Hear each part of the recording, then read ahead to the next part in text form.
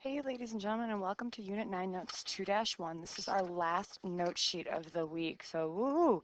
First of all, I'm going to have you guys write some stuff down. This is just a review of Unit 3, and actually this entire note sheet is a review. So what I'm going to do is I'm going to, first, let's take a look at those. So, when we're multiplying like bases, you want to add the exponents. This is just a review of rules of exponents. So when you're multiplying bases, you add the exponents. So 6 plus 3, that's going to give us 8 to the ninth. Now, when you are taking a power of a power, you're going to multiply the exponents. So the biggest thing with this is that you remember that this 2 needs to be distributed not just to the a, but the coefficient as well. So it ends up being 6 squared, a to the 6 times 2, which is 12. Okay, so you could simplify out that 6 squared, and that would give you 36, a to the 12th.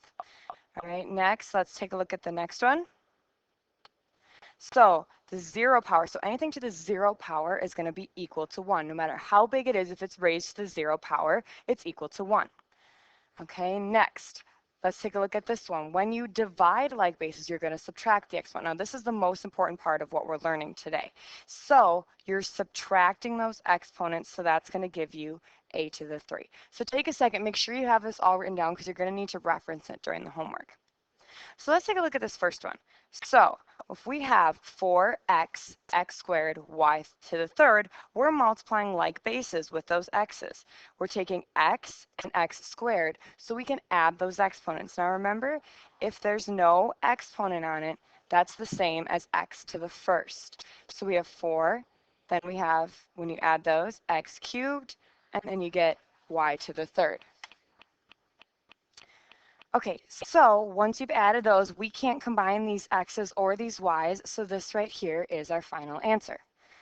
All right, so let's take a look at the next one.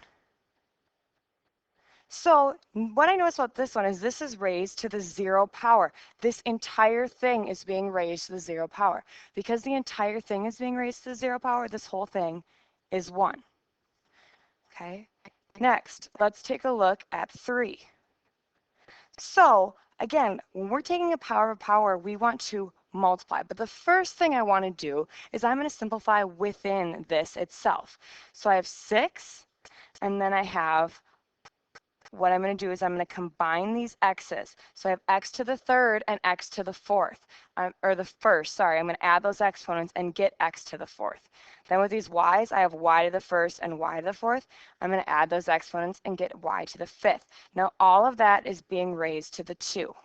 So that 6 is also being raised to the first power. So now I'm taking this 2 and I'm distributing it in to each exponent. But now when I distribute it in, I'm multiplying. So I have 6 to the 1 times 2, which is 2, x to the 4 times 2, which is 8, y to the 5 times 2, which is 10. So this ends up being 36, x to the 8th, y to the 10th. Okay, let's take a look at number 4. So number 4 is taking an exponent of an exponent of an exponent.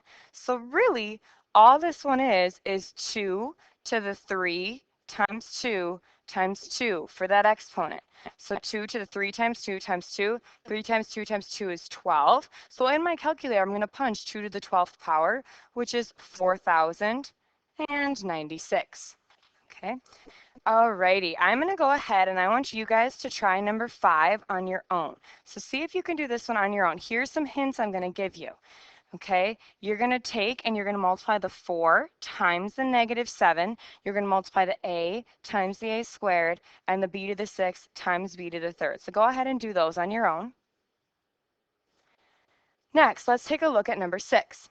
So for number 6, we want to multiply our coefficients. But before we do that, we have to take care of this guy right here. So we have 3x y to the 4th. Now, the first thing I'm going to do is I'm going to take -2y squared. So when I square -2, it's going to become positive. So then I get positive 4, because -2 times -2 is 4. Then I'm going to take y, and I'm going to raise it to the second power. But that is all still to the third power. Okay, so next thing I want to do is I want to take and I want to deal with this being raised to the third power. So I have 3x y to the 4th, and that's going to be times 4 to the third, and then I'm going to multiply these exponents. 2 times 3 is 6.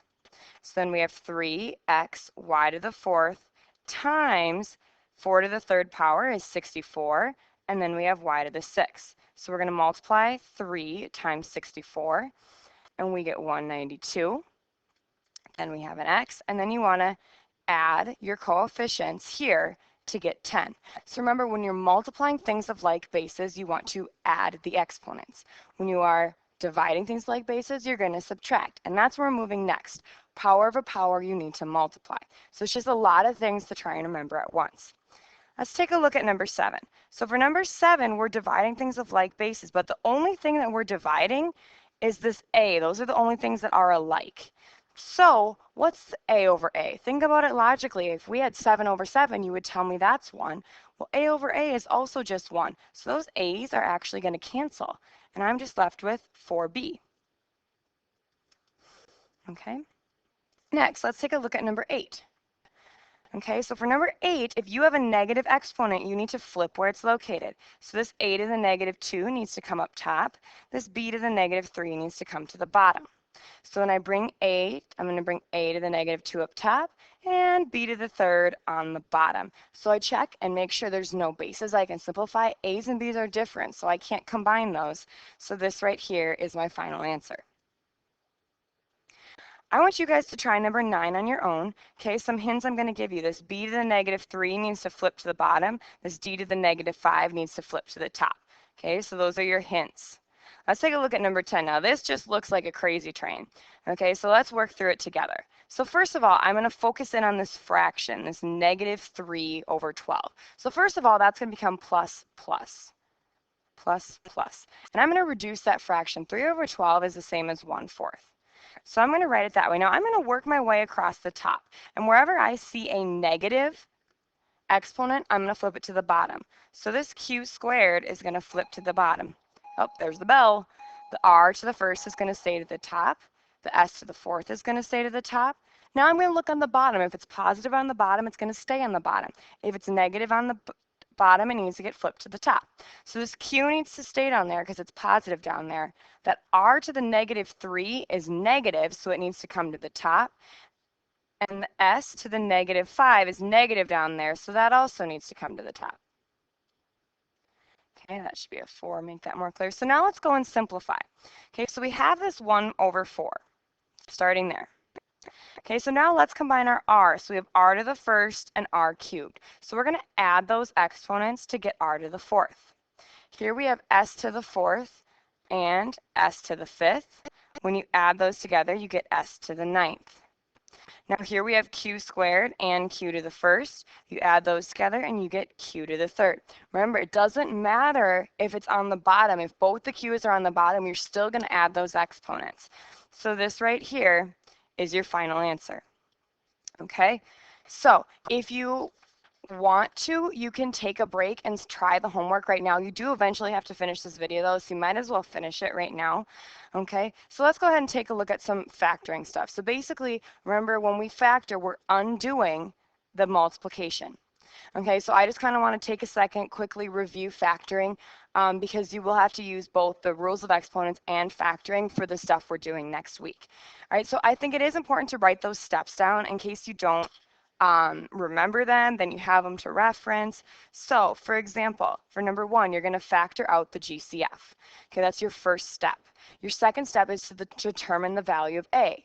Is A equal to 1? Is it not equal to 1? Well, we use the same method either way, but it's important to remember that if it's not equal to 1, you're going to have to multiply. You're going to set up the x, you're going to solve the x, rewrite the equation, splitting up the b terms, and then you're going to factor by grouping. Okay, so those are your steps. Make sure you get those written down. Okay, and let's go ahead and take a look at some factoring. So let's start by taking a look at number 1 here. Oops. So for number 1, we have x squared plus 6x plus 5. Now, most of you are pretty good about setting up the x. Okay, so we're going to be multiplying to this times this, so we're multiplying to 5 and adding to 6. So I'm going to safely assume here that we're all comfortable setting up the x, okay? So what multiplies to 5 and adds to 6 is 5 and 1. So then we're going to take, and that's going to be x squared plus 5x plus 1x plus 5. So now we're going to factor that by grouping. So I have a group and a group. Out of the first group, I can take out an x, and then I'm left with x plus 5. Now out of that second group, I can't take anything out. So I'm just going to write a 1. All I can take out is a 1. And then I have x plus 5. So if you look, these two are matching, and then I'm going to write what's left over. Okay, so my answers for this are x plus 5 and x plus 1. I don't have to go through and use the zero product property because it's not set equal to the 0. So that right there is my final answer. All right, let's go ahead and take a look at number 12 here. I'm just going to spread some of these out. All right, so for number 12, let's go ahead and set up that x. So we're multiplying to 16 and adding to a negative 10. So that means that both my products need to be negative. We're going to multiply to a positive number and add to a negative number. So I'm going to use negative 8 and negative 2. And now I'm going to set up the grouping. And I'm going to run out of space doing it. So now we're going to factor by grouping. Between x squared and 8x, I can take out an x. And then I have x minus 8. And then I can take out a 2. And I'm actually going to take out a negative 2 because that negative middle sign. And I'm left with x minus 8. So then I have x minus 8, x minus 2, and that's my factored form. Okay, let's take a look at number 13. So to factor number 13, we're going to set up the x. So I want to take, remember, you don't forget about that first number. So I'm going to do 2 times a negative 2. That's going to give me a negative 4. And we're adding to a positive 5. Let's see, things that multiply to a negative 4. 2, negative 2, 4, negative 1, 1, negative 4.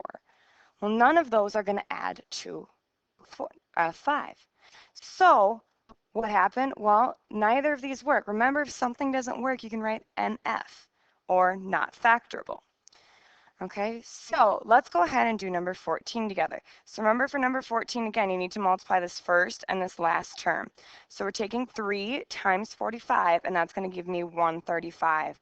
So we're multiplying to 135 and adding to 24. Now, I don't necessarily know what goes into those, so sometimes the best thing to do is to just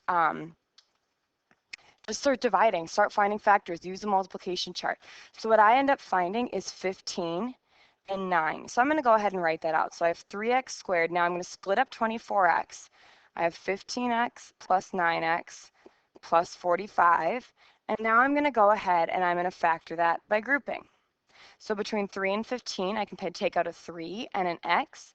Then I'm left with x plus 5. Between 9 and 45, I can take out a 9, and I'm left with x plus 5. So if you notice, my leftovers are matching. So I'm going to go ahead and I'm going to pull those out. And then I'm going to write what's left over. So I'm going to leave this as fully factored form.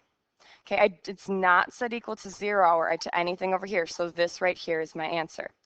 Okay, so next we're going to take a look at 15 and 16. So I'm going to go ahead and have you guys actually do both. Let's just get the x set up on 15. So for 15, what you're going to do is you remember, you want to take, you want to take the first and the last term. So we're going to do 4 times 7. That gives us 28, adding to negative 7. So see if you can fill out that x and then factor it out. Okay, just remember, not everything in life works out, so it may not work. For number 16, I want you to do the same thing. You're going to take the first and the last and multiply them, set up their x, show me your completed note sheet, and I'll give you your homework. Thanks for listening. You rock.